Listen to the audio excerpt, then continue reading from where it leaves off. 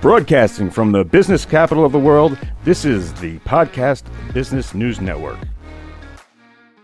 Right. Thank you, Mr. Producer. And you guys are wondering, who is this lovely young lady I am sharing the screen with?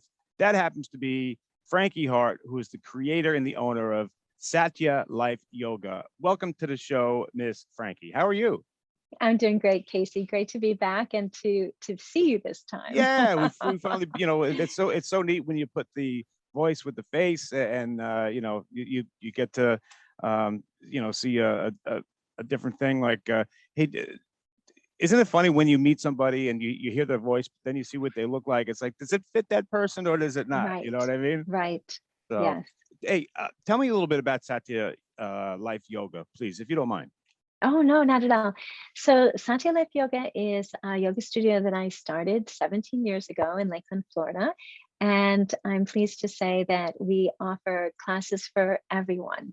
It doesn't matter if you're very experienced, if you're brand new, if you have physical challenges, or you're an athlete. And my students have been from in the womb to in their 90s and of all walks of life. And I love the diversity of working with people from all different abilities. We also I teach Tai Chi and Qigong, forms of meditation. And I have a special interest in teaching therapeutic yoga, which is a focus on alignment, where we really can use the yoga poses and the practices for healing the body. Awesome. And can you tell people, you do one-on-ones, do you do group? Yes. And yes. how do they get a hold of you? Let us know yes. about that.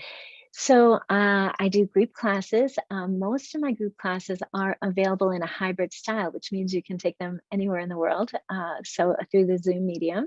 And I also have a pre-recorded class that I offer every day. And this is a really fun option because you can stream the class in your home, and you'll have 24-hour access to it. So you can do it in your own time, your own convenience. You can hit pause, you can skip a part, you can repeat a part. It's really a great way to make your practice your own. No doubt. And I also have a teacher training program, a yoga teacher training program that is available in the hybrid form.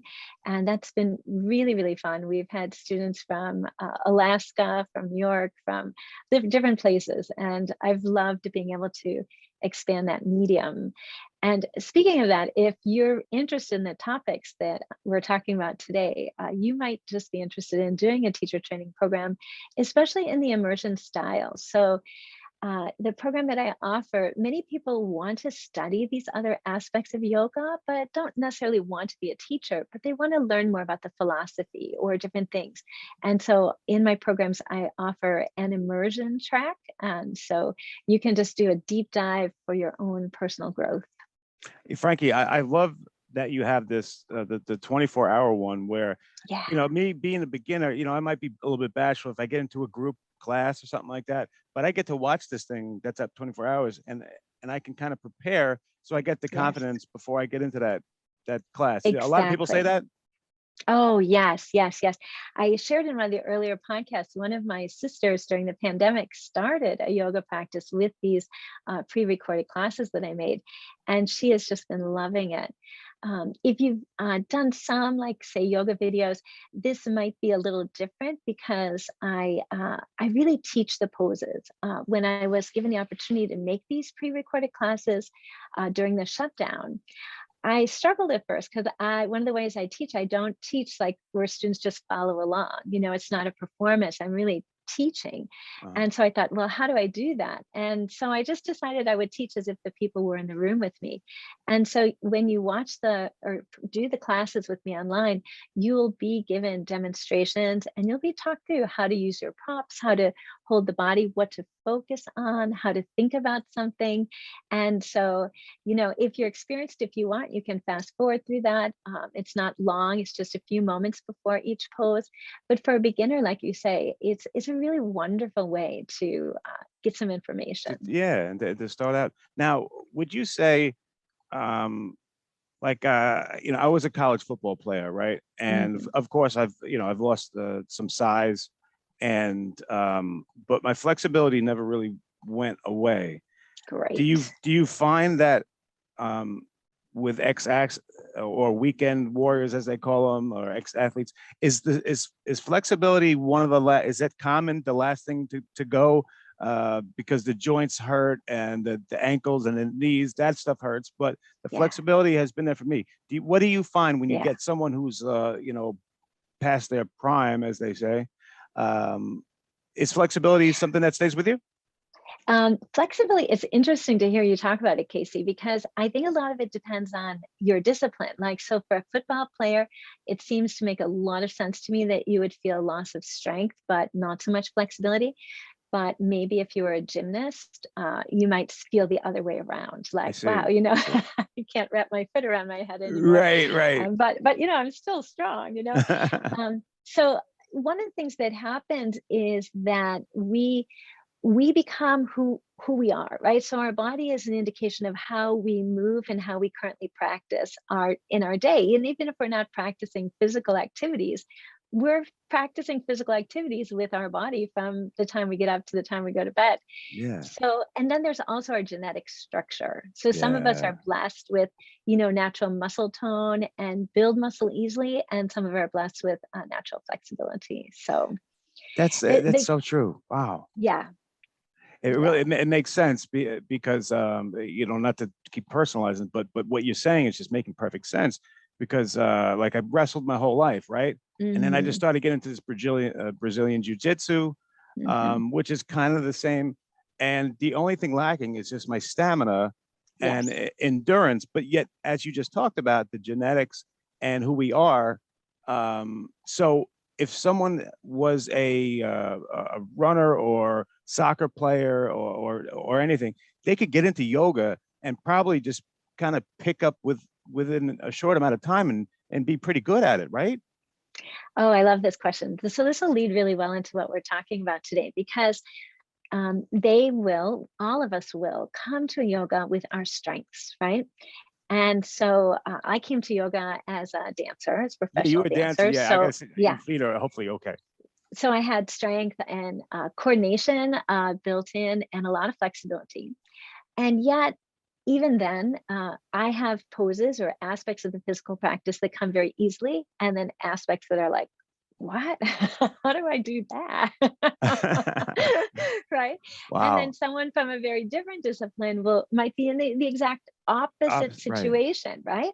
Yeah. So I always tell people that there's no such thing as like, this is an easy pose and this is a hard pose. It depends on who we are. So this pose might be, easy for me because it requires a lot of flexibility, but really hard for somebody else who's stiff. But this next one might be hard for me because it requires strength, and they have strength and they're like, what's so hard here, right? Yeah. It's very personal. Yeah, it must be really empowering as a teacher to see this and to see, well, okay, how am I going to work with this one? Because this is completely different than this one. Yes.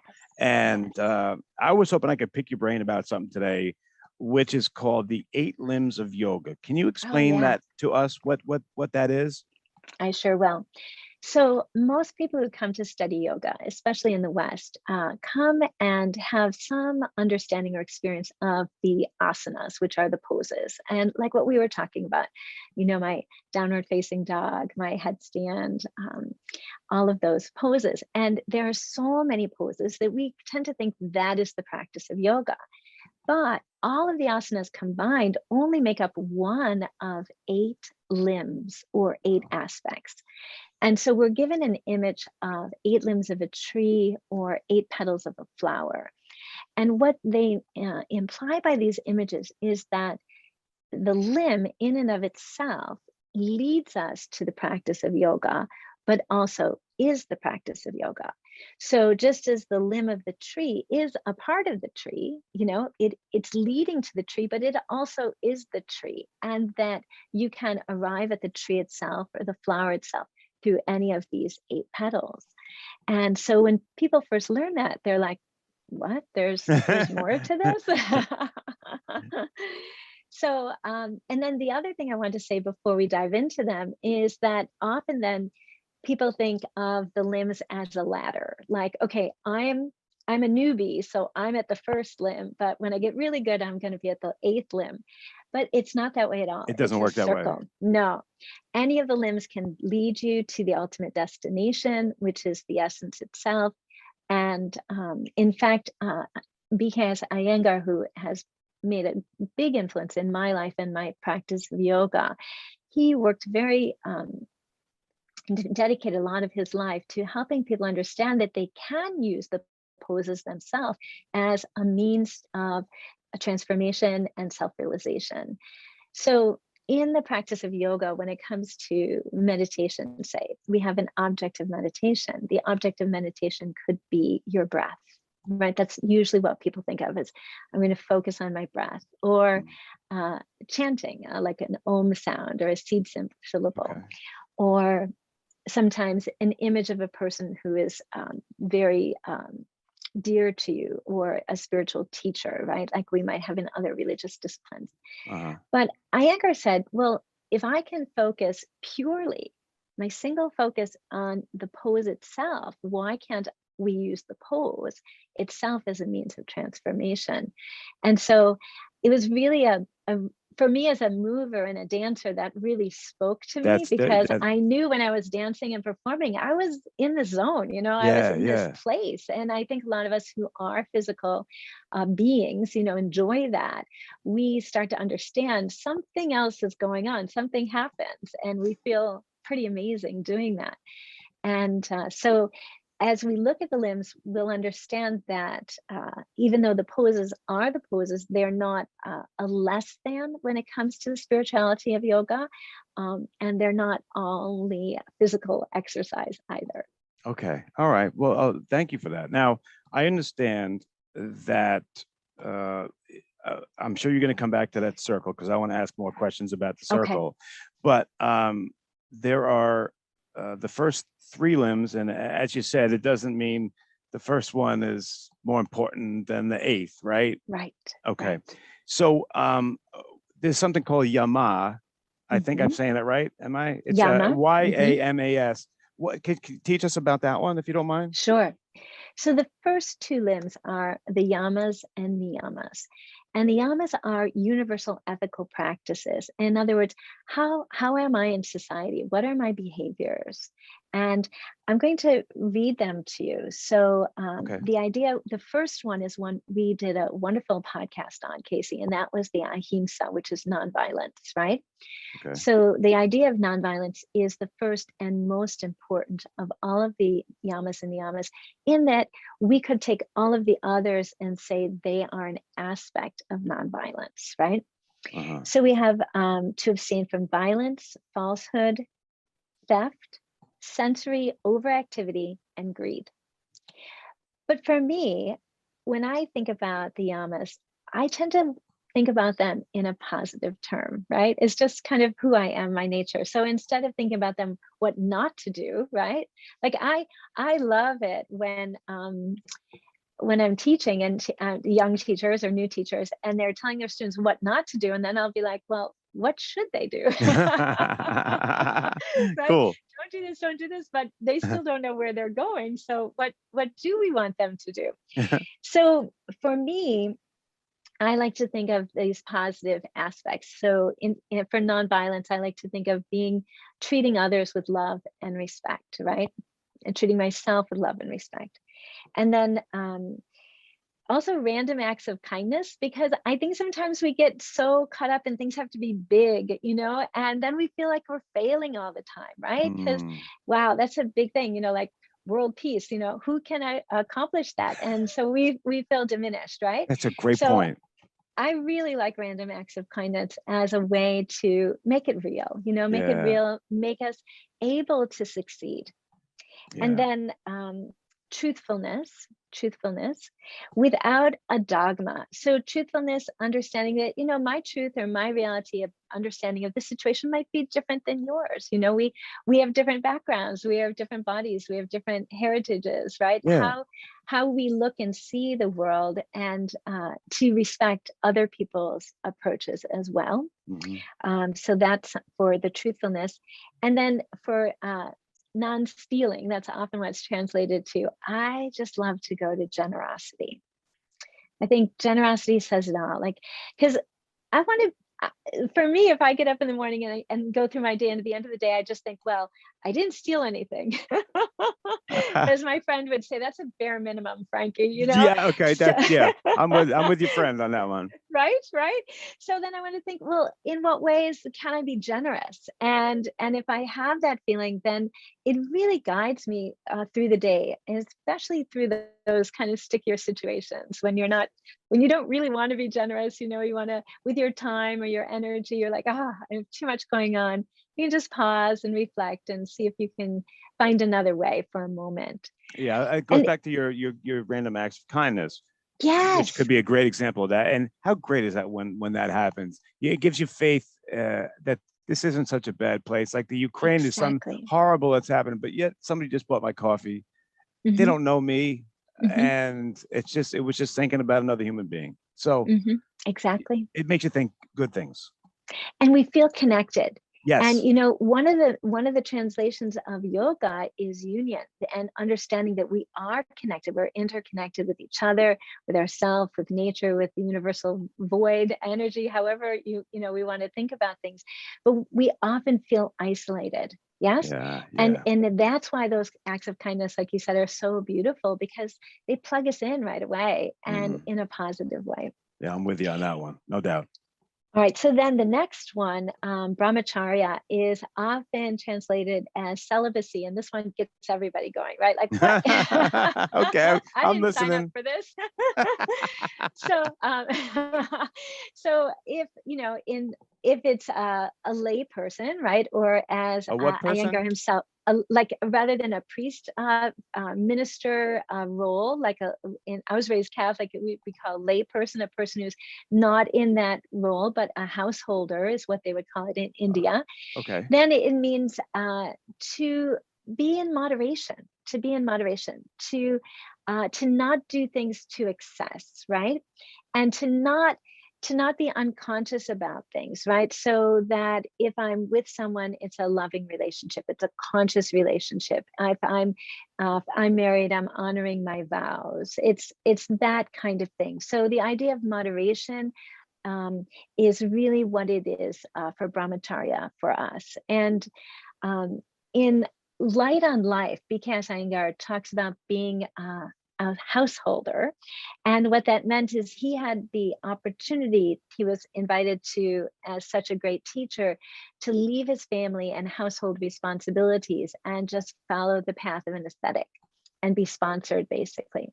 Okay. But he chose not to. And I think that's why he's such a wonderful role model for us, because he was married, he had children, and he wanted to be a yogi with that lifestyle. And that translates so much better for most of us Westerners, right? Because we're not, leaving everything and going up into the mountains, right? Right, right. And how beautiful to be a yogi and a loving husband and a Yeah. loving father, right? Respect your vows, respect people. That's Yeah, kind of what it's all about, I guess. Right? absolutely. That's brahmacharya. And Brahmacharya. then Okay. brahmacharya, beautiful. And the last one is greed. So greed is really interesting because, like, it sort of overlaps with stealing, but like stealing is like, okay, I need to take something, but greed is sort of like, I never have enough. And so for me, as I contemplate that, I go to the feeling of, can we cultivate an inner feeling of abundance, right? So if I can find that feeling of inner abundance, I don't feel needy or greedy, right? I have some contentment within myself. Yeah, yeah. I got you. Yeah. And So and then those are the yamas. okay, so those are the limbs, the first couple limbs, That's the three. first limb. It's Oh, only that's one oh, limb. that's only one. I thought we were going to all three. Oh, okay. So I got a Yes, lot to yes, learn. All right. So yes, so now yes. we go from there, and then where do we go off to, Frankie? So from there, and I'll do this one more quickly, but from the yamas, which is how we are outward in society, in our world, are the niyamas, and those are our personal lifestyle. So these translate into things about purity and contentment, and to have discipline, right? So it's, because you need fire. If you're going to get up and do things, it's not just, can I be soft and quiet, right? So the tapas is our discipline to get going, to do things, to study, whether it's studying ourselves or studying things that are significant and important to us. And also to, and this is an interesting one for a lot of people, but to contemplate or understand a higher power. And that can be a higher power if you have religious beliefs. And then this way, it's very important to understand that yoga is not asking you to be, there's no yoga religion. I got you. So if you are religious, it will make your religion more meaningful to you. Stronger, yeah. Yeah. And if you're an atheist, maybe it's in nature. Maybe it's in nature you find that deeper connection with something that is the best of yourself, something that goes beyond just an ego-based, world, understanding of the world. Yeah. So it's like almost like your best self, kind of. Your best self. Yep. Your best and highest self. Exactly. Gotcha, Frankie. Okay. All right. And where we go from there, and I know I have a bunch of questions for Frankie, but let me ask about the end of the second and going into the third. Okay, sure. So the third one is the last of these outer practices, and that is the poses. So these are called asanas. So the asanas are our yoga poses, but when we do physical practice in yoga, if it's yoga, we are conscious, right? So it's we're not coming in thinking about other things, right? I mean, usually we come in, we are thinking about other things, but by the time we're in our practice, we're connecting. We're connecting with our breath, we're focusing the mind, right? So there's the spirituality within the practice, there's the mental concentration within the practice. And this is one example of that circular nature, Casey, where all the limbs start to fold in. Okay. There's a non-aggressiveness in our practice. Or are we greedy in our practice? Oh, they do that better than I do. I have to get this better now. Well, I mean, Right? I was going to ask you, as like all the things we were just talking about, when we finally get down and we do the poses, is this what we're supposed to be thinking about? All these things that we just talked about, is that what's going on in our head? Yeah, it is. And in that way, like Iyengar would guide us, right? So can we be in the pose purely? Can we observe? Can we observe and discern, right? And then in my discernment, I might be like, oh, my one shoulder is higher than my other, or my one leg is stronger than the other here, so I'm out of balance, or in my handstand, I'm leaning this way or that way. And then with clarity and observation, then I can start to discern, oh, this is different. This is what's happening. If I discern with a clear mind and open emotional heart, I can make change. I can move forward. But if I get caught up in, oh, I never do this right. Darn it, I can't get this today. Critical. Then I'm critical. I'm thrown off my practice. Yeah. And if I'm greedy, usually with my body in practice, that's where we injure ourselves, right? Wait, what do you mean? What do you mean by that, Frank? Greedy in the physical? So it's usually hamstrings really come up for beginners, right? So you're nodding your head, you get that. Yes, right? I know. Yes. Yeah. So very often, you're new to yoga, you come to yoga, and within moments you're met with something that's going to require a range of motion in your hamstrings. And so you're guided to go into the pose and to practice at a level that doesn't hurt, that doesn't strain, that feels like a good stretch, but nothing aggressive. But then you look over and this person's, 3 feet further down than you are. I got it. So that's why can't I do that?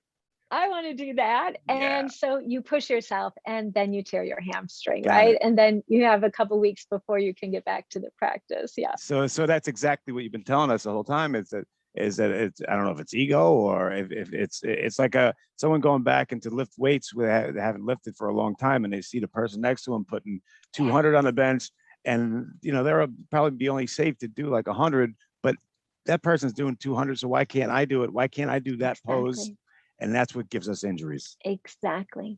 Okay. And Casey, we do this on all levels. Yeah, we do. We can do this with enlightenment. We can do this with breathing practices. We can do this with quieting the mind. Oh, I'm not good at quieting my mind as much as they are. Right? And then Yeah. we make these horrible circles for ourselves, where we just can't get out, right? And so we're guided from the very beginning, can we let that go? Can we just come as we are and discover where we can go? Great job. Great job. Because you really explained, it seems to me like there's a big mental component before you even get on the mat. There is. And, I'm going to jump into this a little bit now, but as we get deeper and deeper into the limbs, right, we get more to inner practices and then what are called innermost practices. So they become subtler and subtler. And that's where we get to the mental pieces for sure. Now, say you have had a very stressful day, right? And you come to your yoga class and they're starting with a seated quiet meditation. And you're just like, right? You're just like, oh my gosh, when is she going to stop talking and we can get up and start moving, right? Okay. I got to get to my sun salutations, right? Because then I'm going to quiet down. And so that's another aspect that for so many people, the physical forms really help us get in the body. So we're so caught up in our mind, we're caught up in this overstimulation, right? And so much of our overstimulation is not physical in this culture, right? In this modern culture. So coming to the mat and getting into the physical body, we then start to feel ourselves. We get in the present moment, we get here and now. And then through the body, oh, there's my breath. You could ask that person in the beginning, to observe their breath. They're like, what do you mean observe my breath? All over the place, right? Right? Yeah. And my breath's all over the place, right? But 10 minutes into the practice, there's my breath. And through my breath, then I can start to quiet my mind because my breath is starting to be deeper.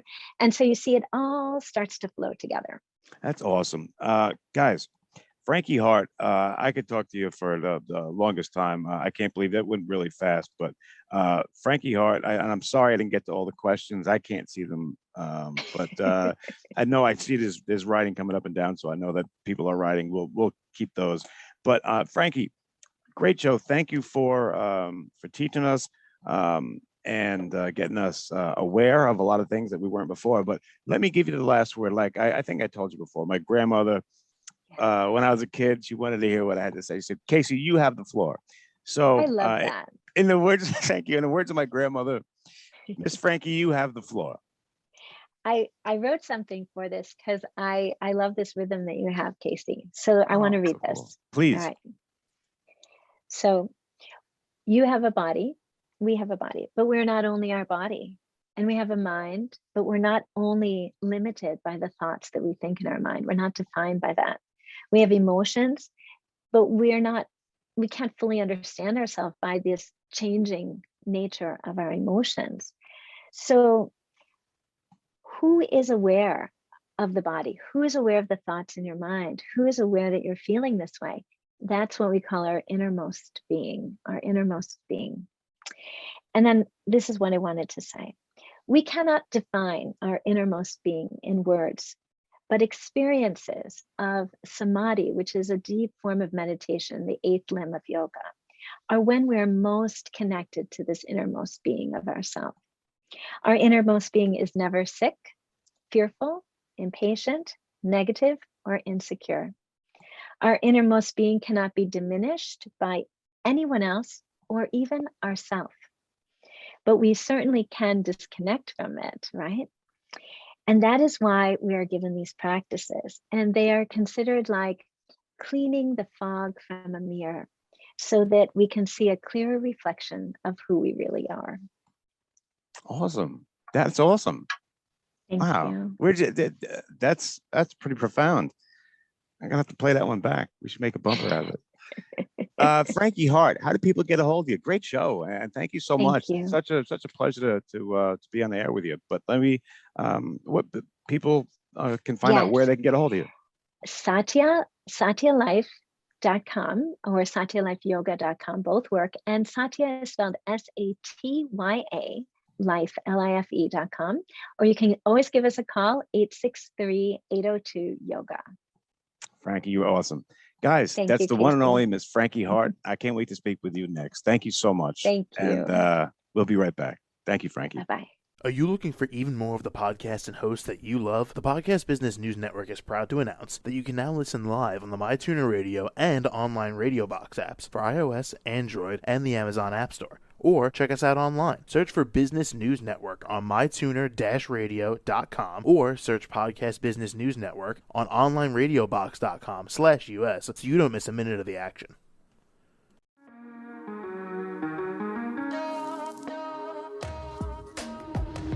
Broadcasting from the business capital of the world, this is the Podcast Business News Network. For nearly 2,000 severely injured veterans, everyday life has become filled with barriers. Day-to-day simple tasks can become pretty daunting. I have to carry my chair up 2 flights of steps or have somebody do it for me. What scares me the most is just the falling. When I'm struggling with my house, I think, to have that one great barrier just knocked down, it's crucial.